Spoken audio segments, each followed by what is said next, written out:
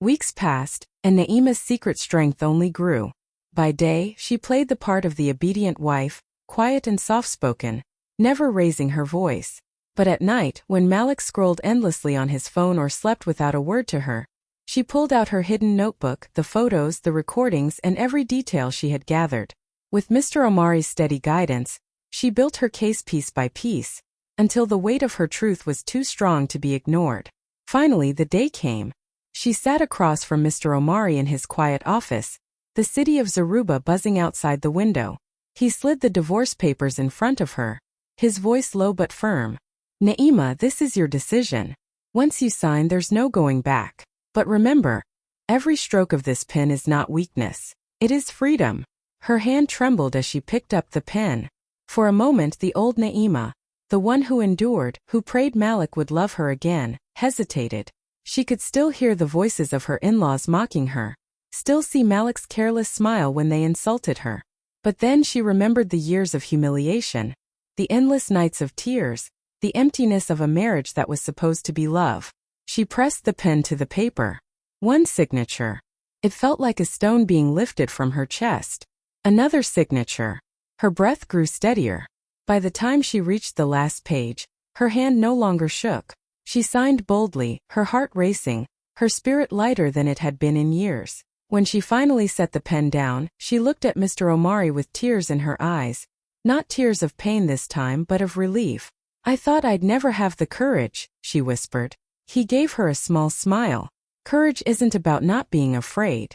It's about choosing yourself even when fear tries to stop you.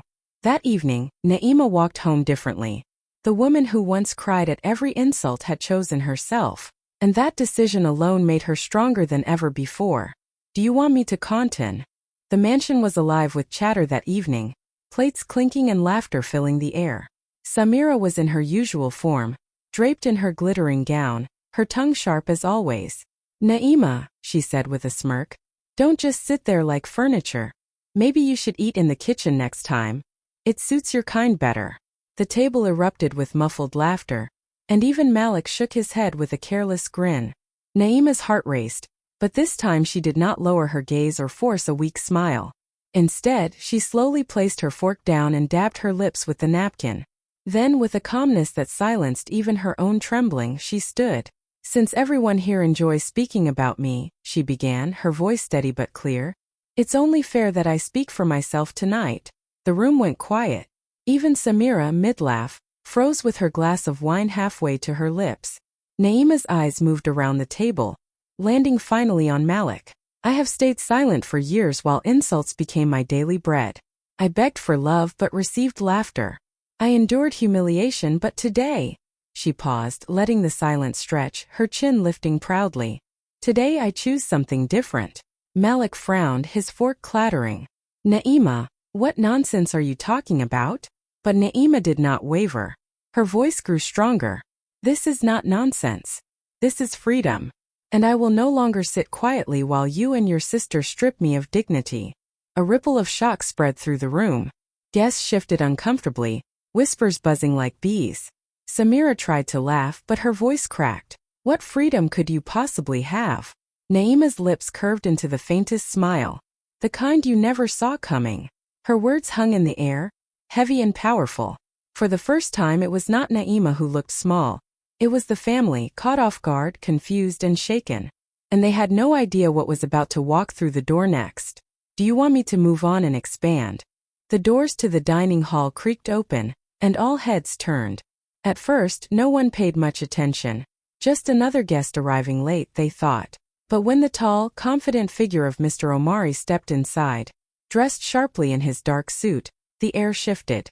His presence carried a weight, a quiet authority that made even the loudest voices go still. Na'ima didn't flinch. She simply turned toward him, her face calm, as if she had been waiting for this very moment. Mr. Omari walked with measured steps until he reached her side.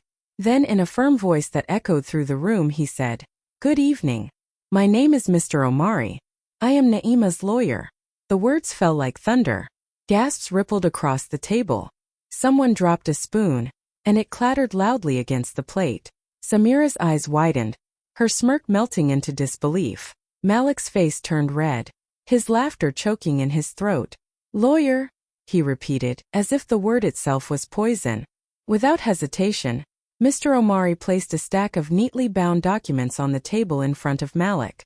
The sound of paper against polished wood was sharper than any insult. "These," he said, his voice calm but unyielding, "are divorce papers." The room froze. Guests exchanged stunned looks, unsure whether to breathe or speak.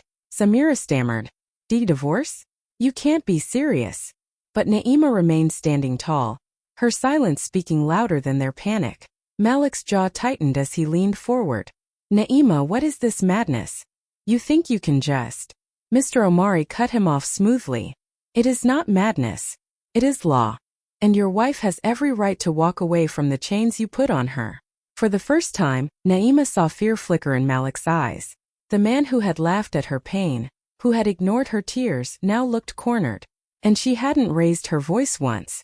The woman they thought was weak had just brought the storm to their table. "Do you want me to continue with 13? The husbands fall in the S." Malik forced a laugh, the kind of laugh that carried more arrogance than joy. He leaned back in his chair and waved his hand as though the whole scene was nothing but a joke. "Divorce? Please. Naima wouldn't last a day without me.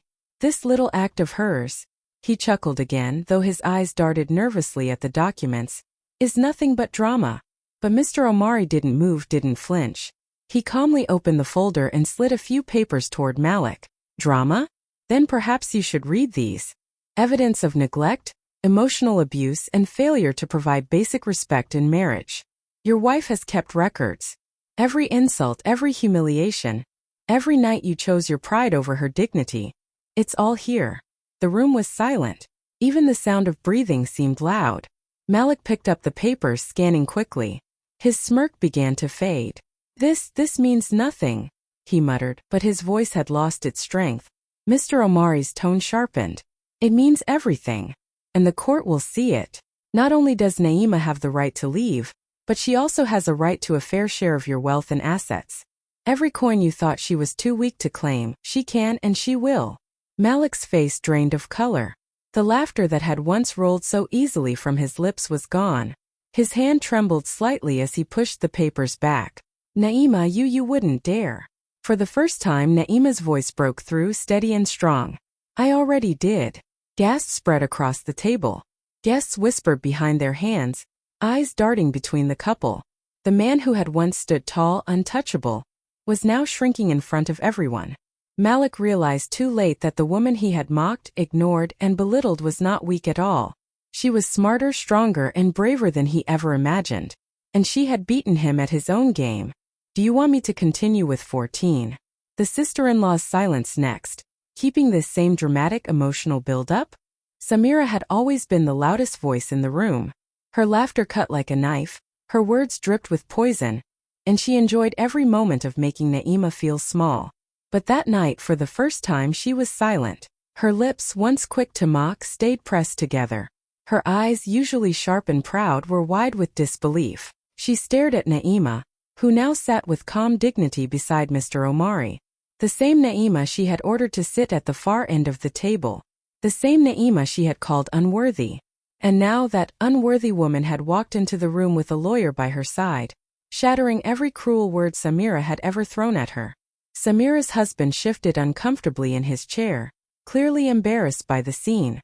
For years Samira had bragged that her family's name was everything, that Naima would never rise above her place. But tonight, her pride was collapsing in front of everyone. She tried to open her mouth to say something sharp, something to wound, but no words came. Naima turned her head slightly, her eyes meeting Samira's. There was no anger there, no rage, no screaming. Just calm strength. That silence was more powerful than any insult she could have hurled. It told Samira everything.